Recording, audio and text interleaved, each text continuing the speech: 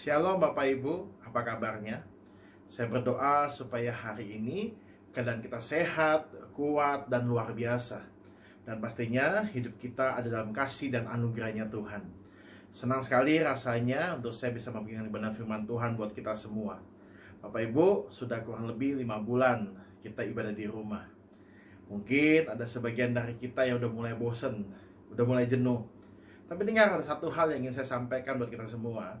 Firman Tuhan berkata, 2-3 orang berkumpul, maka Tuhan hadir di tengah-tengah kita. Jadi saya sangat percaya sekali saat Bapak Ibu nonton video ini di rumah bersama dengan keluarga, bersama dengan teman atau siapapun juga, saya percaya sekali Tuhan ada di tengah-tengah kita. Bapak Ibu, hari ini saya ingin bagikan sesuatu yang simple, sederhana, namun seringkali hal ini kita hanya sampai tahu doang, hanya sampai paham saja, sampai hanya ngerti saja, tapi nggak melakukannya.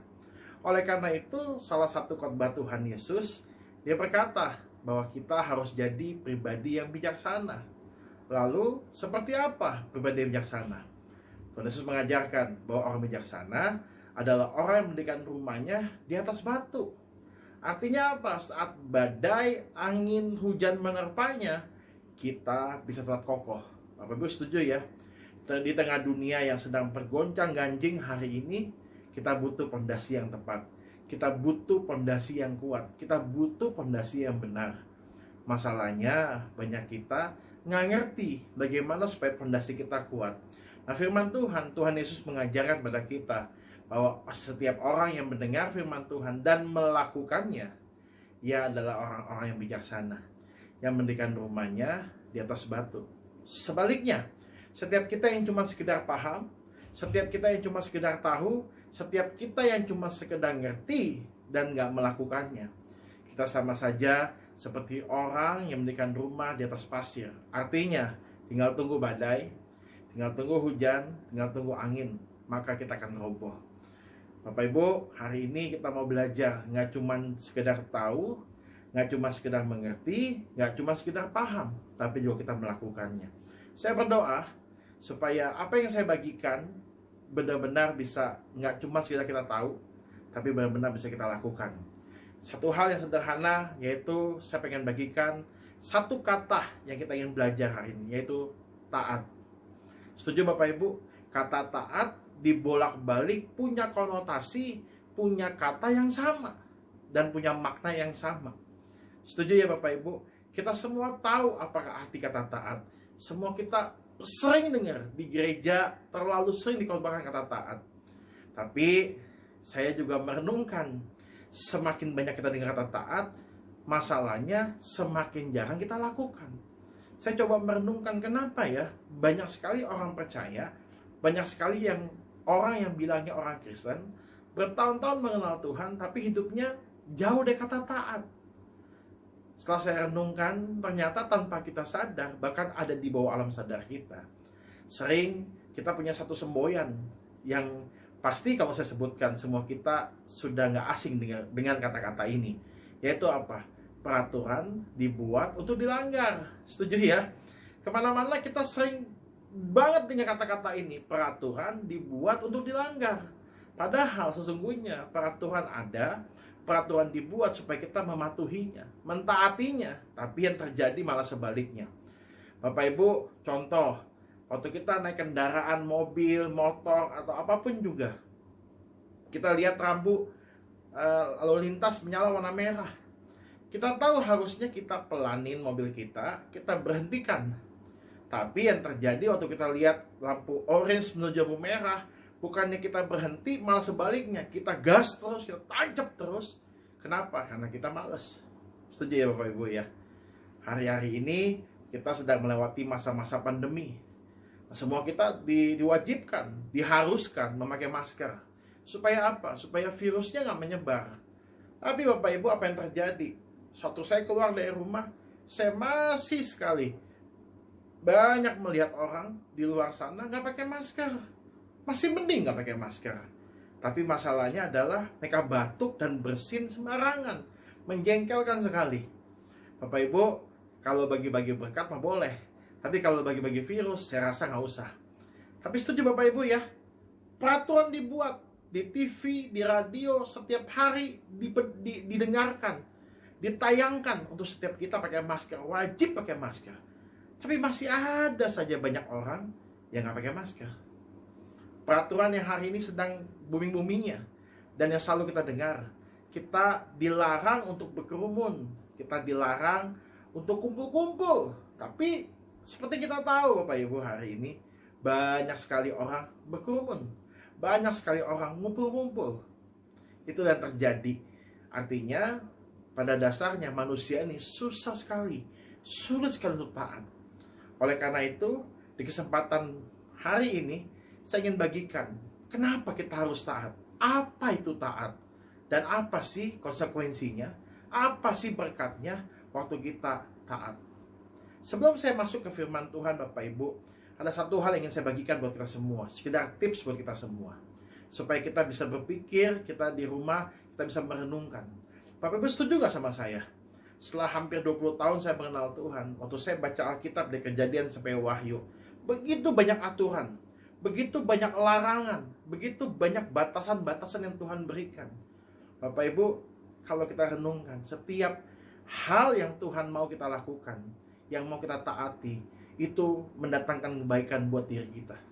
Tuhan, ya, buat Tuhan mungkin gak ada untungnya, tapi buat kita sangat menguntungkan. Contoh, Bapak Ibu, firman Tuhan berkata, ampunilah orang yang bersalah kepada kita. Setuju ya? Bapak Ibu, kalau kita mengampuni, untungnya siapa? Tuhan untung, Tuhan nggak untung. Kita yang untung, kita diberkati. Kenapa saya bisa bilang kayak begitu Bapak Ibu? Waktu kita mengampuni, artinya kita dibebaskan. Waktu kita mengampuni, artinya kita ngalamin kemerdekaan. Sebaliknya, kalau kita nggak mau mengampuni, justru hidup kita hidup penuh dalam kepahitan, luka, dan akhirnya output kita pasti jelek, output kita pasti buruk. Maka itu, apa yang Tuhan suruh, apa yang Tuhan perintahkan, pasti menguntungkan buat kita, bukan buat Tuhan. Nah Bapak Ibu, hari ini kita mau belajar dari satu kata, itu taat. Apa sih taat? Seperti apa taat? Apa itu taat? Dan apa untungnya saat saya mulai taat sama Tuhan?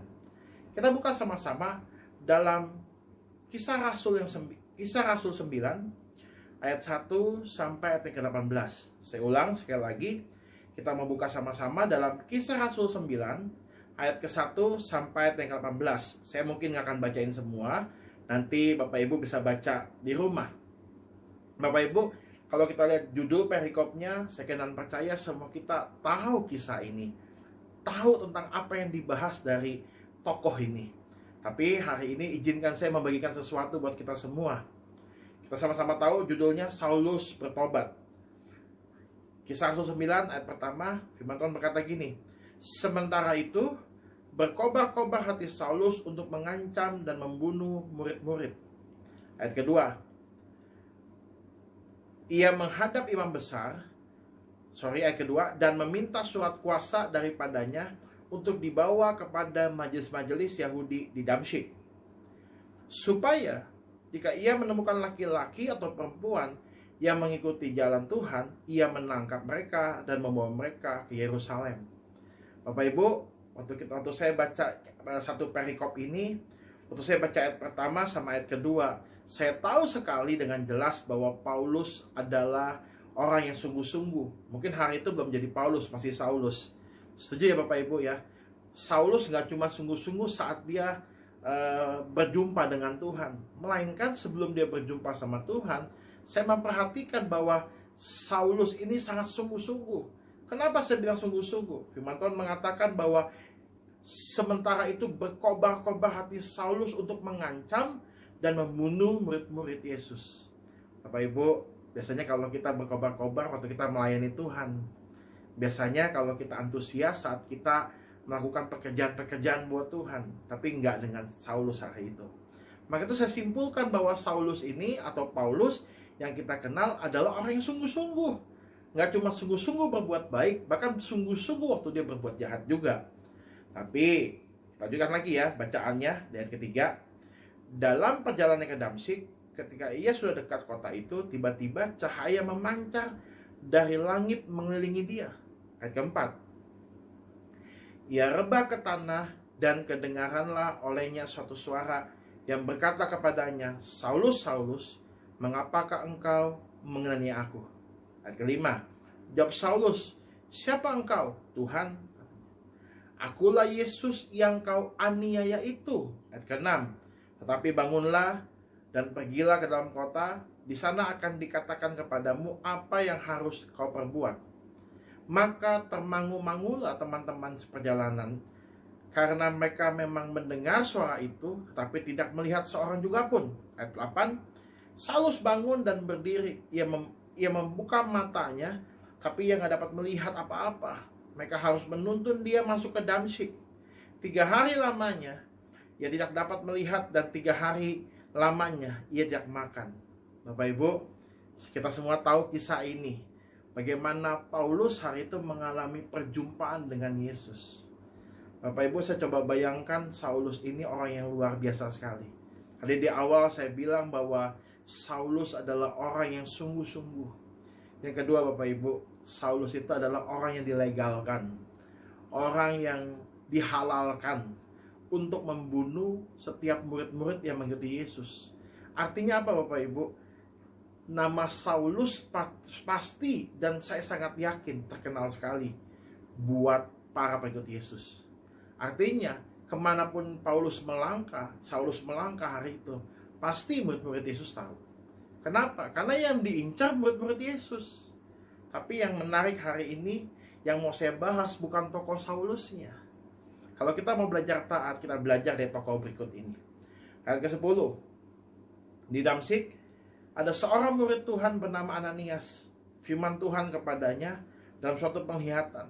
Tuhan panggil, Ananias, jawabnya, ini aku Tuhan. Ayat 11, firman Tuhan, mari pergilah ke jalan yang bernama Jalan Lurus, dan carilah di rumah Yudas seorang dari Tarsus yang bernama Saulus. Ia sekarang berdoa. Ayat 12, dan dalam suatu penglihatan ia melihat bahwa seorang yang bernama Ananias masuk ke dalam dan menumpangkan tangannya ke atasnya supaya ia dapat melihat lagi.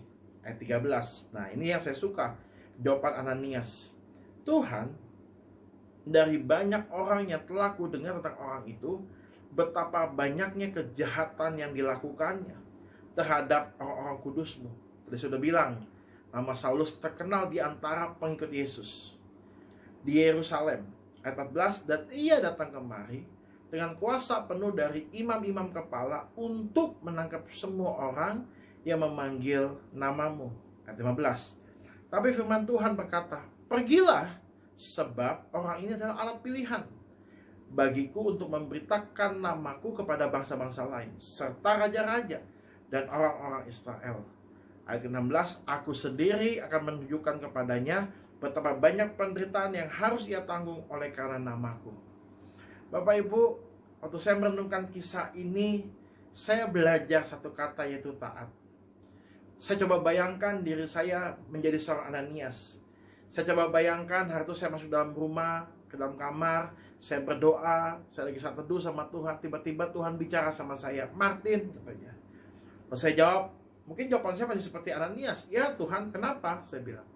Bapak Ibu, singkat cerita, Tuhan bilang sama saya, mungkin kita kondisikan Saulus di zaman itu ada lagi di zaman sekarang. Ya, saya pakai namanya Saulus juga. Saulus yang sama mendapat titah dari pemerintah bahwa dia boleh membunuh semua orang yang percaya sama Yesus. Bapak Ibu harus tahu loh, di zaman itu orang yang ikut Yesus itu minoritas, sama kayak kita hari ini di Indonesia. Nah, bisa bayangkan hari itu ada Saulus di zaman kita yang tugasnya ngebunuh kita. Bapak Ibu setuju nggak? Waktu kita ngumpul, waktu kita ketemuan, pasti yang kita bahas Saulus di mana? Saulus lagi ngapain? Nah, saya coba bayangkan hari itu waktu saya berdoa, Tuhan panggil nama saya Martin. Saya bilang, ya Tuhan, ada apa? Tuhan bilang, Martin, pergi ke rumah Saulus. Bapak Ibu, waktu saya dapat pesan Tuhan bahwa saya mesti ke rumah Saulus, jujur, hal yang pertama kali kan saya jawab sama Tuhan, Tuhan yang benar dong. Tuhan nggak salah. Tuhan nggak tahu siapa itu Saulus. Tuhan mau saya mati ya? Tuhan pakai hikmat dong. Setuju nggak Bapak Ibu? Saya coba meresponi Allah saya. Ananias mungkin bahasanya lebih lembut. Tuhan, menurut kabar yang aku dengar, bahwa Saulus itu jahat banget. Bapak Ibu, hari itu mungkin saya akan berkata seperti itu sama Tuhan. Tapi kalau saya coba simpulkan kalimat saya semua, saya curiga sama Tuhan. Saya nggak aman sama Tuhan. Setuju nggak Bapak Ibu? Kita sering mau taat jika diiming-imingi berkat. Contoh, kalau Tuhan bicara sama saya, Martin, pergi ke Medan sekarang. Wih, Tuhan ngapain? Nanti kamu di jalan ketemu orang. Orangnya mau kasih kamu duit 2 miliar. Wah Bapak Ibu, itu mah saya nggak perlu uji. Saya nggak perlu bilang Tuhan yang benar. Pokoknya saya berangkat, saya dapat duit 2 miliar. Sekali lagi, segala sesuatu yang enak buat saya, segala sesuatu yang aman buat saya, segala sesuatu yang nggak menyusahkan saya mau. Tapi bagaimana jika sebaliknya seperti Ananias? Ananias diminta Tuhan untuk pergi ke rumah orang, mendoakan orang yang dia tahu bahwa orang ini sedang mengincar hidupnya, sedang ingin membunuh dia. Karena Ananias tinggal di Damsik dan Saulus hari itu menuju Damsik. Artinya, saya yakin dan percaya, Saulus tahu ada Ananias di sana. Mungkin salah satu target yang akan dibunuh adalah Ananias. Tapi hari itu Ananias cuma ngomong sama Tuhan, Tuhan, yang aku tahu, yang aku dengar, bahwa Saulus tuh gini. Mungkin Ananias berpikir bahwa Tuhan nggak tahu tentang Paulus, Tuhan nggak tahu tentang Saulus. Tapi Tuhan percaya Bapak Ibu, mau baik, mau jahatnya hidup kita, Tuhan Maha tahu. Karena Dia yang tahu kedalaman hati kita. Bapak Ibu, hari ini kita belajar di kisah Ananias. Ketaatan itu mutlak hukumnya. Dan taat itu nggak selalu yang nyaman, yang enak buat kita. Kadang yang namanya taat pasti nggak enak buat kita, merugikan daging kita nggak suka, daging kita nggak nyaman. Tapi saya mendorong setiap kita hari ini, ayo belajar untuk nggak cuma menjadi pendengar, untuk nggak cuma sekedar ngerti, nggak cuma sekedar paham, tapi kita rindu hari ini menjadi pengikut Tuhan yang taat, melakukan apa yang Tuhan suruh. Bapak Ibu, kalau hari ini sepanjang saya khotbah, Tuhan ingatkan seseorang, mungkin Bapak Ibu diingatkan untuk telepon dia, atau Bapak Ibu diingatkan untuk memberkati dia, atau Bapak Ibu diingatkan seseorang untuk mengampuni dia. Ayo Bapak Ibu, jangan ditunda. Belajarlah untuk taat melakukan, meresponi apa yang Tuhan suruh dalam hidup kita. Walaupun itu nggak enak, walaupun itu nggak nyaman, tapi sekali lagi Tuhan mencari orang-orang yang bijaksana. Artinya apa? Ya nggak cuma dengar, ya nggak cuma sekedar tahu, tapi dia melakukannya. Yang kedua yang hari ini ingin saya bagikan buat kita semua, apa sih Tin dampaknya? Apa sih Tin berkatnya waktu kita belajar hidup kita taat sama Tuhan? Simpel Bapak Ibu. Bapak Ibu setuju nggak sama saya? Bahwa hari itu Ananias nggak pernah tahu, nggak pernah menyangka, nggak pernah menduga bagaimana kehidupan Saulus berikutnya saat dia berubah menjadi Paulus. Ananias nggak pernah ngerti, Ananias nggak bisa melihat bahwa nantinya ke depannya seorang Paulus akan menulis setengah dari kitab Perjanjian Baru dengan kepintarannya. Ananias nggak pernah ngerti bagaimana Tuhan bawa Paulus keliling ke Asia dan keliling hampir ke semua benua cuma untuk memberitakan kebenaran firman Tuhan. Tapi hari itu Bapak Ibu, ketaatan Ananias akhirnya menghasilkan seorang Paulus yang luar biasa. Saya boleh simpulkan artinya kalau Ananias nggak mau hari itu, artinya butuh waktu yang lama untuk Tuhan mencari orang lain.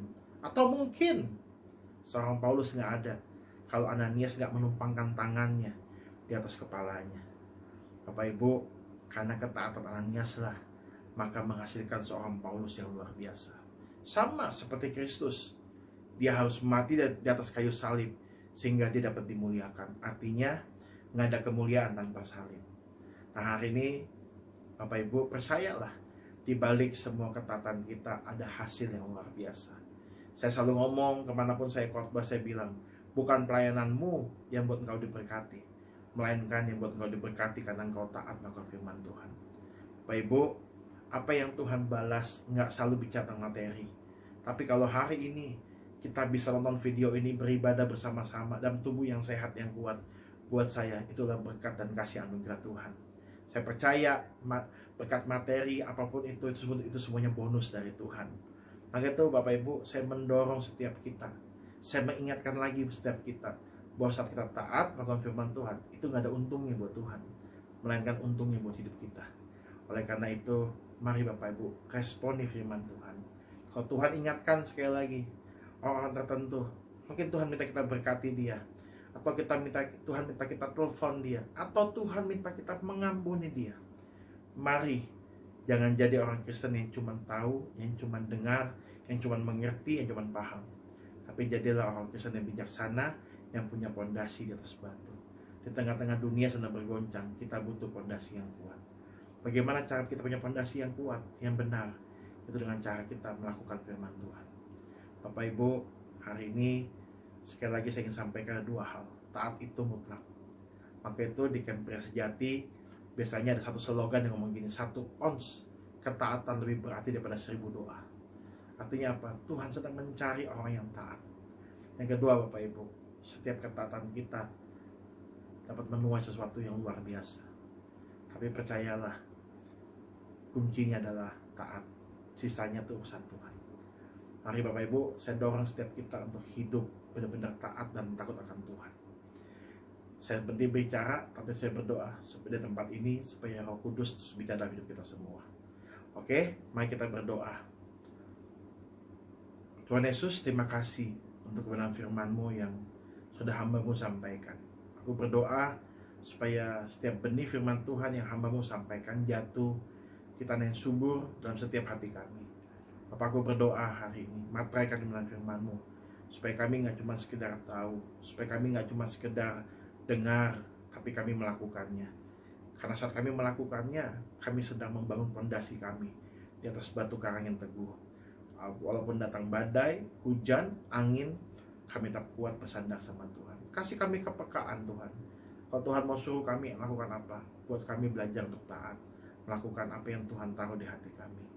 Terima kasih Tuhan. Sekali lagi, hamba-Mu berhenti bicara, tapi Roh Kudus terus bicara dalam setiap hati kami semua. Di dalam nama Yesus kami berdoa dan mengucap syukur. Haleluya. Amin.